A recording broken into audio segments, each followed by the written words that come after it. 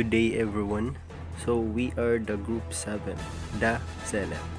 So our group is composed of the following: leader Ubina Aramaydal, reporter yours truly, Praquelas Lord Hani, editor Ugting Saima Otero Giselle Nobajin, and Pagunsan Jennifer. So today I will be discussing to you the ALS. What is ALS, or the Alternative Learning System? So without further ado, let us define alternative learning system. So this is a pre-education program implemented by the DepEd. It is also a ladderized modular non-formal education program by the Department of Education. And this is the third bureau of DepEd. Benefits those who cannot afford formal schooling and follows whatever it is their available schedule. So the Department of Education actually implements non-formal education program through the Alternative Learning System, or ALS. So non-formal education is defined as education that is institutionalized, intentional, and planned by an education provider. So that education provider now is the DepEd.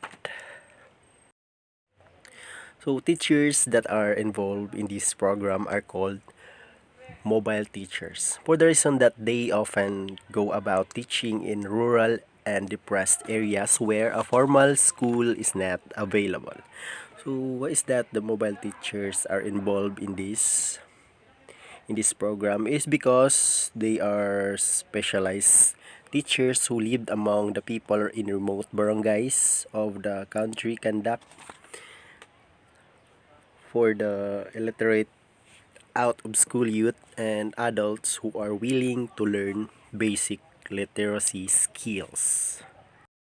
Now, with the Bureau of Alternative Learning System, or the BALS, by the year 2015, the Philippines envisioned the attainment of universal functional literacy brought about by excellence in non-formal and informal delivery of basic education. So the alternative learning system is an instrument to uphold the learner's aspiration for further learning and meaningful participation in the community. So these balls promote certification and accreditation through alternative learning programs in both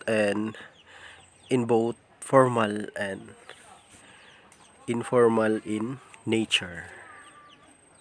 There are actually two major programs being offered through the Bureau of Alternative Learning System, namely the Basic Literacy Program, or the BLP, and the Continuing Education Program Accreditation and Equivalency, or the ANE, and we will discuss that later.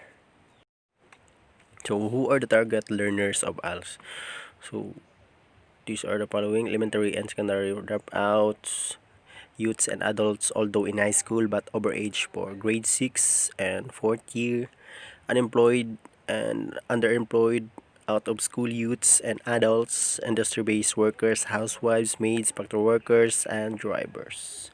So, and many more. So ALS aims to reach Filipino youth and adults who are unable to access or who have dropped out from formal basic education due to economic, geographic, political, and physical and social barriers.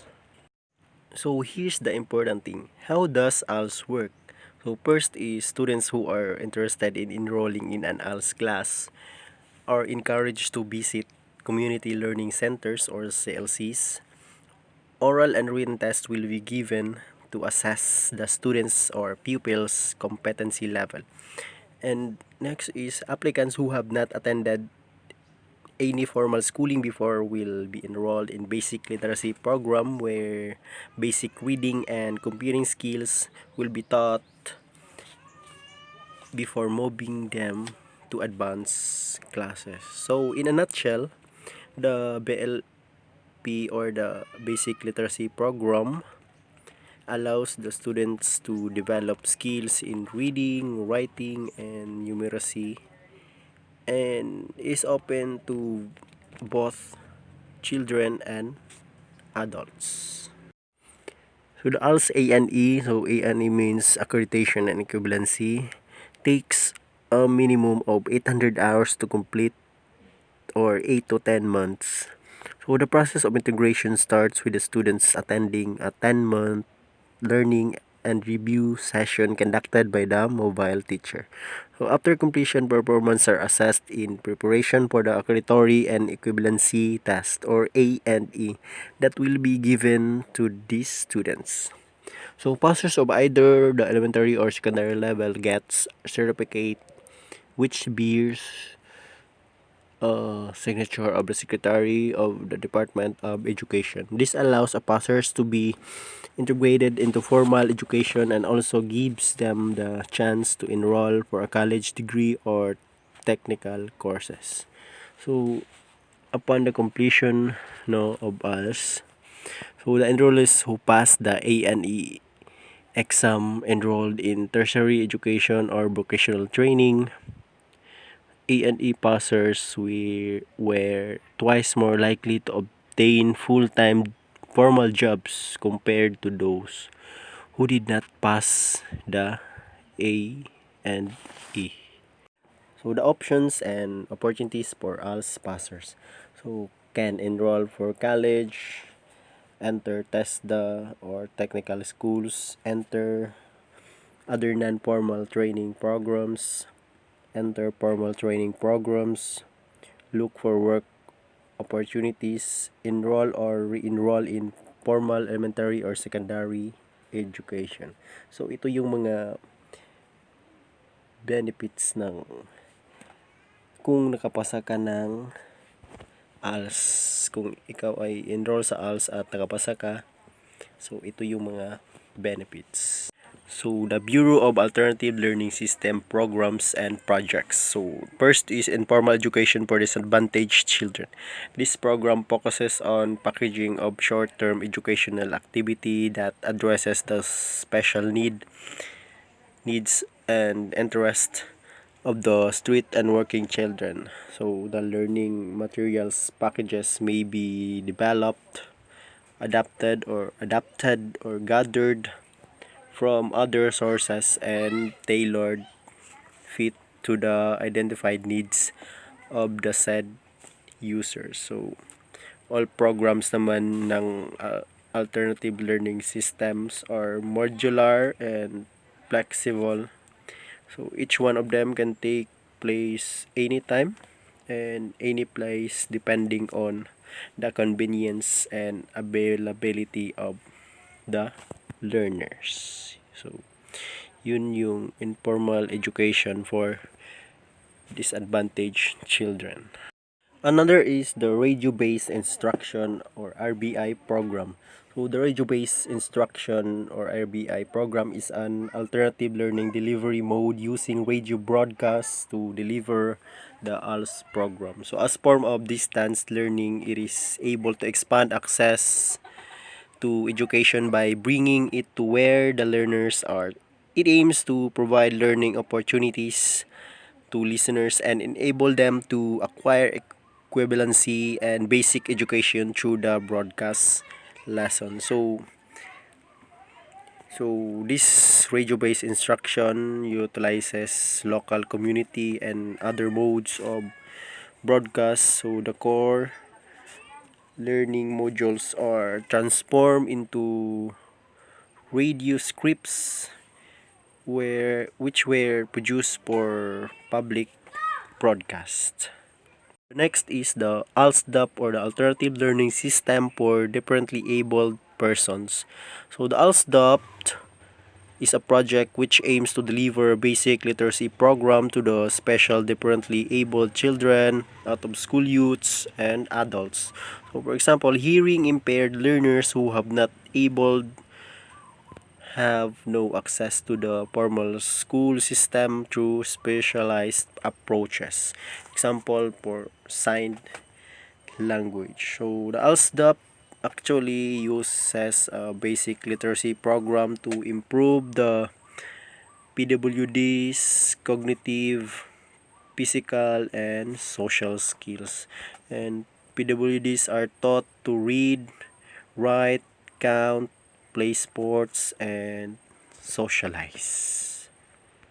So the Bureau has also programs and projects for parent education. So the parent education is an informal education which is a life skills short-term course that addresses the special needs and interest of the parents to promote pride in their work and ownership of their responsibilities as members of the family and their community. So for adolescent reproductive health or ARH, so the adolescent reproductive health is a project for out of school adolescents ages 9 to 24 years old. It is a life skills based education program for adolescents who are in high risky behavior in sex related or non sex related behavior. So sa madaling sabi, so it provides them with basic literacy about early marriage and parenting, family planning, drug prevention education. So another is livelihood project, health education, and environmental education. So the Bureau has also program called Arabic Language and Islamic Values in Alternative Learning System or ALIVE in AL. So the Arabic Language and Islamic Values in Alternative Learning System is designed for the Muslim migrants to be able to positively contribute the peace efforts of our government. So the overall goal of this program is to be able to positively contribute the peace efforts of our government in order to improve the quality life of our brother Muslim out of school youths and adults through the ALS. So another program of the Bureau of ALS is the Indigenous Peoples Education, in which the Indigenous Peoples Education is a research and development project which aims to provide the basic education supports services for the Indigenous people's community.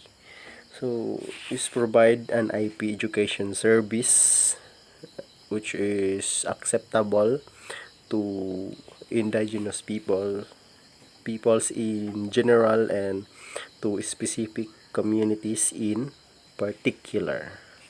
So next is the accreditation and equivalency program.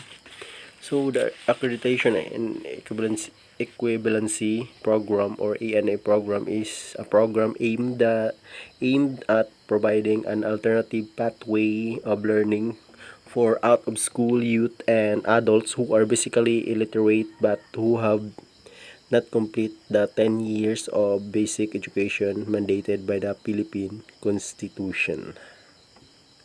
So the next is the Basic Literacy Program or BLP, where the Basic Literacy Program is a program aimed at eradicating illiteracy among out-of-school youth and adults. So by developing basic literacy skills of reading, writing, and numeracy. So these skills are actually the ability to read with comprehension, the ability to compute simple problems, creative thinking, and problem solving. For the Family Basic Literacy Project or FBLP is a literacy service learning intervention utilizing literate family members to help non-literate members upgrade their literacy skills and improve the educational opportunities of poor families. So now let's proceed to the ALS versus formal education. So the ALS non-formal education is flexible. It is anytime, anywhere learning. It uses interactive modules and learning sessions are usually conducted at community learning centers at an agreed schedule between the learners and the facilitator. So while the formal school education system is classroom-based managed by trained formal school teachers. In terms of teachers, for us, must be facilitator or instructional manager, must be trained in ALS, must be college graduate for A&E program, must be high school graduate or even less for literacy programs. While in formal education, must called a classroom teacher, must be licensed professional teacher, must be an education graduate, BS Ed or BE Ed. So, para sa edad naman, for ALS, there is no age requirement. For formal education, age is required for every school level. So, sa ALS, kahit matanda ka na, basta kaya mo mag-aral, pwede. Pwede sa ALS. So, we can conclude here that pedagogy is a child-focused teaching approach, whereas andragogy is an adult-focused teaching approach, or let us say pedagogy is the art and science of helping kids learn, while andragogy is the art of science of helping adults learn. So for the assessment naman, so for ALS there are ABL tests and ANA tests for the elementary equivalent and for high school equivalent levels. So for formal education, end of the year achievement test for all grade and high school levels. So this is an example of a record of non-formal education accreditation and equivalency test.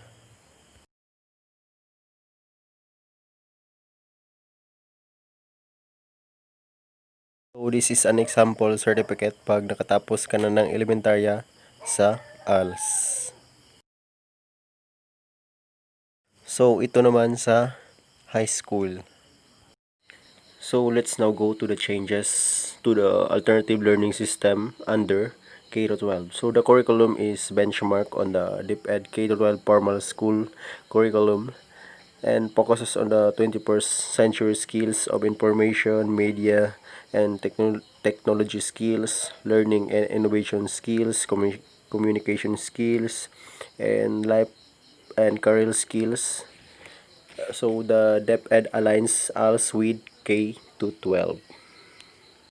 And that concludes my presentation. I'd like to finish with this wonderful and inspiring quote from Alternative Learning System, which saying, "Formal education cannot do it alone. We need an alternative learning system for our children, youth, and adults who cannot be in classrooms for many reasons." Thank you and God bless everyone.